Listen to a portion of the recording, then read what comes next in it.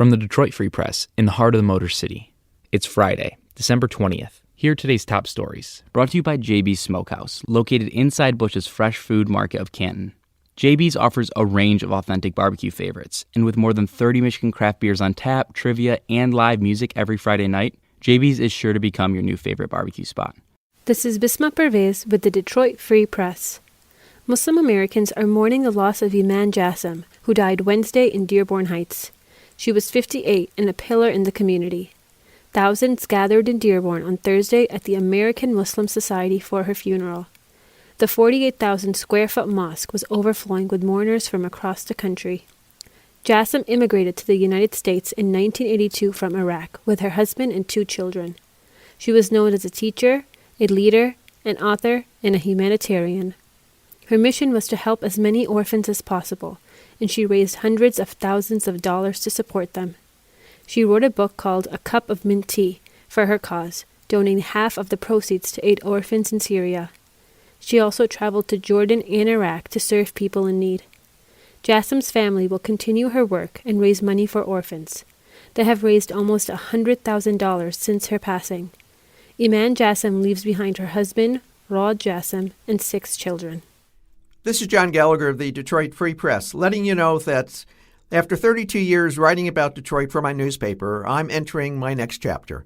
In the new year, I'll be working on some book projects, exploring the world of blogging and podcasts, and otherwise engaging in the life of this community in new and interesting ways. But before I leave the Free Press, I wanted to offer a few final thoughts on this city. Detroit has suffered almost every ill an urban center is heir to, from racism and redlining to factory closings and economic collapse. But amid the despair, the first shoots of recovery have become visible. Urban farmers are reclaiming vacant urban land. Entrepreneurs are showing how startups can reimagine an urban economy. New ways of doing things have allowed Detroit to create the beautiful Riverwalk and Campus Martius Park, and to enliven once fading venues like Eastern Market and Cobo Center, now the TCF Center. Even in the city's hard-hit neighborhoods, good people are at work, counseling first-time homebuyers, training workers for new jobs, rehabbing still livable houses, and teaching our kids to read. Detroit's challenge is to take what's working and scale it up across the whole breadth and length of the city so that our pockets of revitalization spread the blessings of recovery to all. It's a tall order and will take years to accomplish, but that shouldn't faze a city with a work ethic like Detroit's. So while I won't be writing as a Free Press columnist anymore, I look forward to finding new ways to engage in the life of this fascinating city. Meanwhile, I hope you'll keep reading the Free Press, and my blessings for you and yours this holiday season. This is Christina Hall with the Detroit Free Press. The Detroit Zoo's proposed Great Lakes Nature Center in Macomb County is going to be bigger and more expensive once a site is selected. The new center was to open next year, but construction is delayed. Work is likely to start next year. The center may open in 2021. The new center is expected to cost twice as much as originally planned, and possibly be twice as large.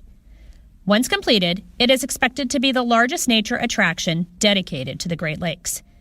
It also will give the zoo an offering in each of the 3 Metro Detroit counties. The zoo is in Oakland County, and it operates a nature center on Belle Isle in Detroit in Wayne County. I'm David Jesse, the higher education reporter for the Detroit Free Press. New Michigan State University board member Renee Kanacki likely has a longer commute to her job than you do. Hers involves an airplane and a flight. That's because she lives in East Lansing. Her job as a legal ethics professor is at the University of Houston. She was appointed to MSU's board earlier this month, and she's already putting her expertise to work. She's ready to dive into 6,000 documents the university claims are protected under attorney-client privilege from turning over to the state attorney general. She hopes that by reading them herself, she'll be able to know how MSU should handle them. It's part of her philosophy of being a board member, she told me. The role of a trustee is to generally not have to dive so deep into these issues, but to step in when needed. I'm Kirkland Crawford with the Free Press Sports Department and an update on Michigan State basketball. The The Spartans entered this season as one of the favorites to win the national championship, and a big reason was their backcourt. It was supposed to feature reigning Big Ten Player of the Year Cassius Winston and fellow senior Joshua Langford, who missed half of last season with a left foot injury.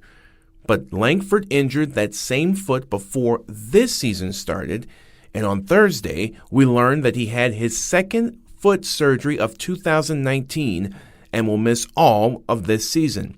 After not missing a game for the first 2.5 seasons at MSU, Langford's Spartans career is likely over.